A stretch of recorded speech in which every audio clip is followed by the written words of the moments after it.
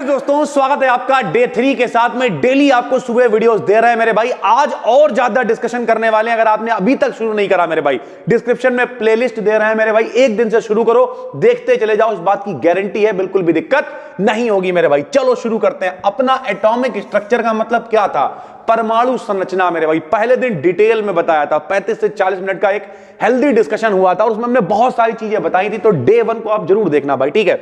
आज अपना डे 3 होने वाला है। Neutrons was discovered by, neutron की खोज किसने करी। जिन बच्चों ने कल वाला क्लास देखा होगा मेरे भाई, हमने आपको बताया था ईंट पर नाच। क्या बताया था? ईंट पर नाच मेरे भाई। ई से क्या होता था? इलेक्ट्रॉन। टा से क्या होता था? थॉमसन।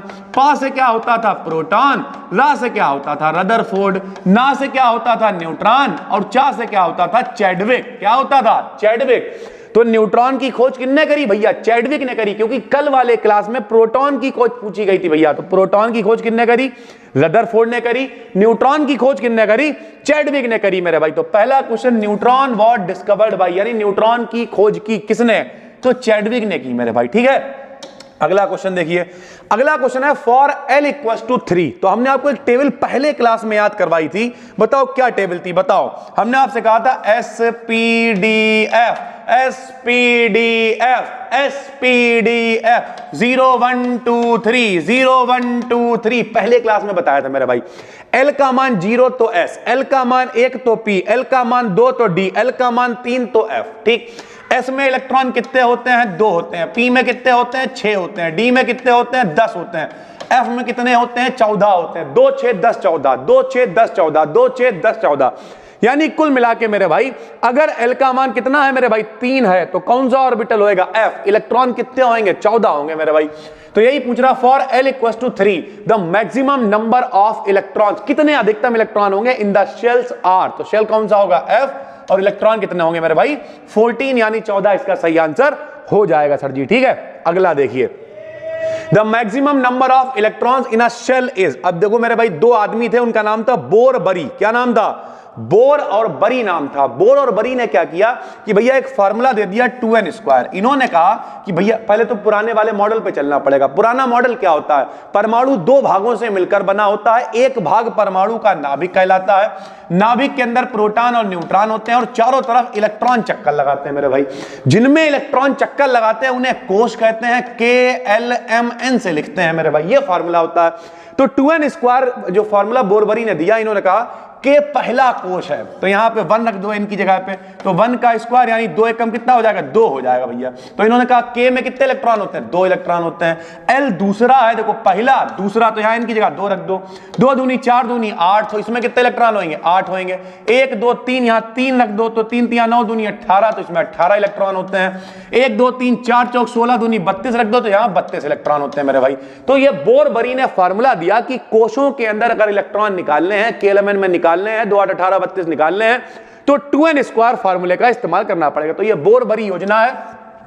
देखो हम कॉन्सेप्ट आपको इसलिए बता रहे हैं, कल हमने शाम को एक वीडियो भी डाली थी, शायद आपने देखी होगी, कॉन्सेप्ट इज किंग। कॉन्सेप्ट अगर आपको नहीं पता तब आप फंसोगे मेरे भाई। अब लट के घूम रहे 2n², लेकिन हमने आपको कॉन्सेप्ट बता दिया कि बोरबरी ने बताया था, तो आपको याद आएगा सर जी का है, तुरंत 1 2 3 रख दो। अगर भूल भी गए फार्मूला, रख के देख लिया, 1 रख लिया, 2 यार आ तो रहा 2 8 18 32, मतलब सर जी ठीक कह रहे थे, मतलब यही फार्मूला ठीक है। तो कॉन्सेप्ट को समझो भाई। कई लोग तो सिर्फ PDF लेके बैठ रहे होंगे, लेकिन जो ये पूरी वीडियो देख रहे हैं, कॉमेंट में बताना। अगर एक आदमी ने भी कॉमेंट किया कि सर जी हम डेली सुबह इंतजार करते हैं और पूरी वीडियो देखते हैं और सीखते हैं, तो दिल से बड़ा खुशी होगी मेरे भाई, ठीक है। वरना फिर भाई आखिरी में आदमी क्या करता है? उठा के सारा कंटेंट एप्लीकेशन पर डाल दिया, जिसे इंटरेस्टेड होता है वो खरीदता है, पढ़ता जाके। लेकिन मेरे भाई सारी चीजें आपके लिए लेके आ रहे हैं, तो हाथ जोड़ के प्रार्थना है, जो लोग भी बढ़िया बच्चे हो मेरे भाई, नीचे कॉमेंट करना सर जी, ठीक है। अगला क्वेश्चन क्या? Unpaired electrons in Ni double positive. तो हमने आपको बता रखा है भैया पिछले 2 क्लासों में कैसे बनता है, फिर भी बताएंगे। बोलो गाना गा के। Ni का पहले तो नंबर बताओ कितना होता है? 28 नंबर होता है सर जी। बोलो 1s2 2s2 2p6 3s2 3p6 3d छोड़ा 4s2 2 2 4 6 10 2 12 6 18 2 20 और 8 28। कितने प्लस हैं? 2 प्लस हैं। 2 प्लस कहां से दोगे? जेम से दोगे सर जी। जेम तिजोरी क्या है? पहला क्लास देखना, डिटेल में समझाया हुआ है। डी में डब्बे कितने बनते हैं, 1 2 3 4 5 डब्बे बनते हैं। पहले 8 इलेक्ट्रॉन हैं कितने, 8। पहले सबको एक एक पूरी, 1 2 3 4 5। फिर कितने बचे बताओ, 6 7 8, 8 ही इलेक्ट्रॉन है। अनपेयर्ड मतलब बिना जोड़े के कितने बचे, तो 2 बिना जोड़े के बचे, यानी आंसर कितना हो जाएगा, 2 हो जाएगा मेरे भाई। कैसी रही, अच्छी रही। तो यह है अनपेयर्ड इलेक्ट्रॉन। जब कभी भी बिना जोड़े के इलेक्ट्रॉन होते हैं तो उन्हें कहते हैं भैया पैरामैग्नेटिक। क्या कहते हैं, पैरामैग्नेटिक। अगर जोड़े में होते सारे तो कहलाता डायामैग्नेटिक। क्या कहलाता, डायामैग्नेटिक। चलिए सर जी अगला देखिए, hydrogen atom contains. Hydrogen atom में कौन कौन होता भैया, तो पहला एकमात्र आदमी हाइड्रोजन है जिसके पास न्यूट्रॉन नहीं होते हैं, 1h1। हाइड्रोजन का नंबर कितना होता है, 1। इसमें इलेक्ट्रॉन भी कितना होता है, 1। इसमें प्रोटॉन भी कितना होता है, 1। न्यूट्रॉन इसमें होता ही नहीं, 1 में से 1 घटाओगे 0। तो न्यूट्रॉन इसमें नहीं होता है, सिर्फ क्या होता है, इसीलिए इसे क्या कह देते हैं, प्रोटॉन भी बोल देते हैं 1h1 को, क्योंकि इलेक्ट्रॉन का द्रव्यमान तो बहुत कम होएगा। तो भैया हाइड्रोजन के अंदर केवल इलेक्ट्रॉन और प्रोटॉन होते हैं सर जी, ठीक है। अगला क्वेश्चन देखिए, ये भी आपको बहुत कुछ सिखा के जाएगा। कह रहा n+l वैल्यू ऑफ 6p। देखो 6p दे रखा है, इसके लिए आपको n+l का मान निकालना है। बहुत आराम से निकाल लेंगे, बताओ कैसे। जो यहां पड़ोस में लिखा होता है ये n का मान होता है। जैसे हम कहते हैं 5s तो n का मान 5, 4p तो n का मान 4, 3d तो n का मान 3। तो जो पास में लिखा हुआ है वो प्रिंसिपल क्वांटम नंबर, तो n का मान कितना है, 6 है। L के मान के लिए वही जुगाड़, S P D F। L का मान 0 1 2 3, तो P के लिए कितना होगा 1, तो वही यहाँ 1 रख दिया। 6 और 1 कितना हो जाएगा 7, 6 और 1 कितना हो जाएगा 7, यानी आंसर कितना हो जाएगा n+l का 7 आंसर हो जाएगा। तो इस तरीके से आप टेबल बना लिया करो। बार बार बता रहे हैं क्लासेस में, पूरा कॉन्सेप्ट क्लियर। बड़े क्लास होंगे कोई फर्क नहीं पड़ता, समझ में आना चाहिए। SPDF, ठीक है, 0 1 2 3 इस तरीके से मान रख लिया। और जो पड़ोस में लिखा हुआ वह n का मान है तो n+l कर दिया, 7 आंसर आ गया मेरे भाई, ठीक है। कोई भी निकाल। चलो आपको एक होमवर्क भी हम दे रहे हैं, नीचे कमेंट में बताना कि चलो भैया 4p के लिए, चलो 4d दे दे रहा है, 4d के लिए n+l का मान कितना होगा, ये आप कमेंट में बताना। देखेंगे कितने लोग सीरियस होकर पढ़ रहे हैं मेरे भाई, ठीक है। अगला question, in the Rutherford atomic model the alpha particles were stroked. देखो भैया आपने पढ़ रखा है 12th क्लास में, रदरफोर्ड के अल्फा कणों के प्रकीर्णन का प्रयोग क्या करा था उनने, सोने की पतली पन्नी ली थी। सोना मतलब गोल्ड, 79 नंबर होता है। ये सारी चीजें, ये सारे रिकॉर्ड हैं भाई।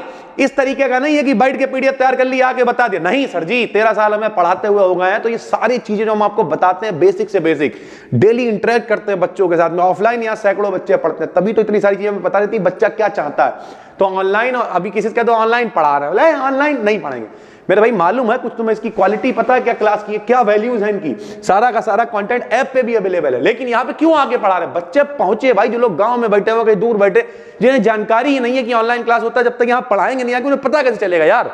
तो कुल मिला के 79 नंबर होता। तो रदरफोर्ड ने क्या करा, सोने की पतली पन्नी पे भैया जो है अंधाधुंध अल्फा पार्टिकल गिरवाया। सर जी अल्फा पार्टिकल क्या होते हैं मेरे भाई, हीलियम का नंबर होता है 2। हीलियम का नंबर कितना होता है 2। जब इसके ऊपर 2 प्लस आ जाते हैं मेरे भाई, मतलब जब ये अपने दोनों इलेक्ट्रॉन दे देता था, उसे अल्फा पार्टिकल कहते हैं। यानी हीलियम डबल पॉजिटिव को अल्फा पार्टिकल कहते हैं। पूरे का पूरा जो माध्यम रखा इनने वैक्यूम रखा, ताकि जब अल्फा पार्टिकल जाए तो वायु के कणों से ना टकराएं, सीधे गोल्ड फॉइल पर जाके टकराए। जाके बीचों बीच में जाके पार्टिकल वापस लौटे, कुछ मुड़ गए।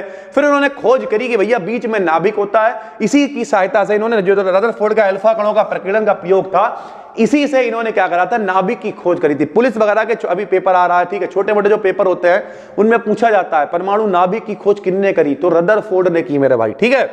तो इस तरीके से सारी चीजें चलती हैं। और इसमें किसका प्रयोग करा था इन्होंने, किस मेटल का, तो सोने की पतली पन्नी का प्रयोग किया था। सभी ने सुना होगा, जिन्होंने थोड़ा बहुत पढ़ाई करी होगी, नहीं करी तो आज से सुन लो मेरे भाई। रदरफोर्ड ने नाभिक की खोज के लिए सोने की पतली पन्नी का प्रयोग किया, उस पे अल्फा कणों की बमबारी उनने कराई थी सर जी, ठीक है।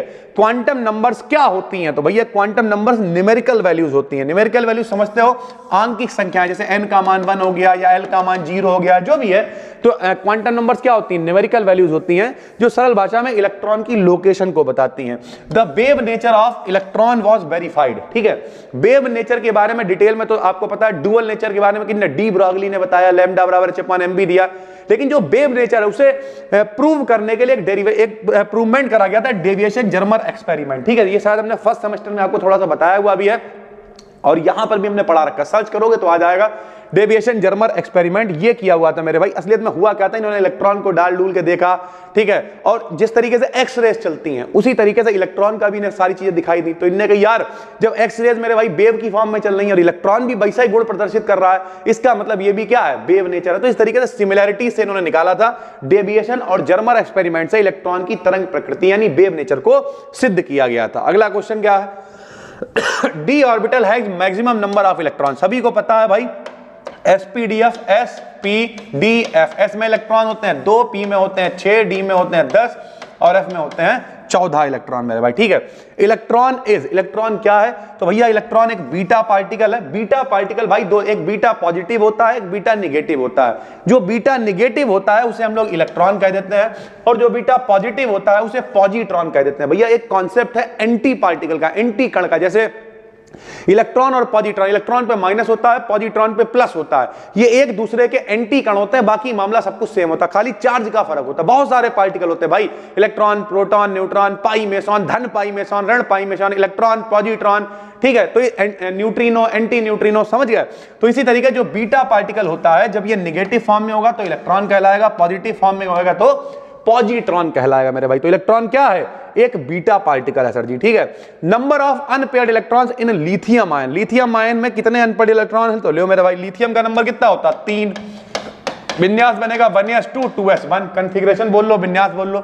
s में एक ही डब्बा बनता है, एक ही इलेक्ट्रॉन है, तो अगर 2 होते तो पेयर्ड होता, एक ही है तो अनपेयर्ड, यानी आंसर कितना हो जाएगा, 1 इलेक्ट्रॉन इसमें अनपेयर्ड। और अनपेयर्ड का मतलब क्या है, पैरामैग्नेटिक है ये, क्या हिंदी में कहें तो अनुचुंबकीय, जोड़े में होंगे तो प्रतिचुंबकीय कहलाएगा सर जी, ठीक है।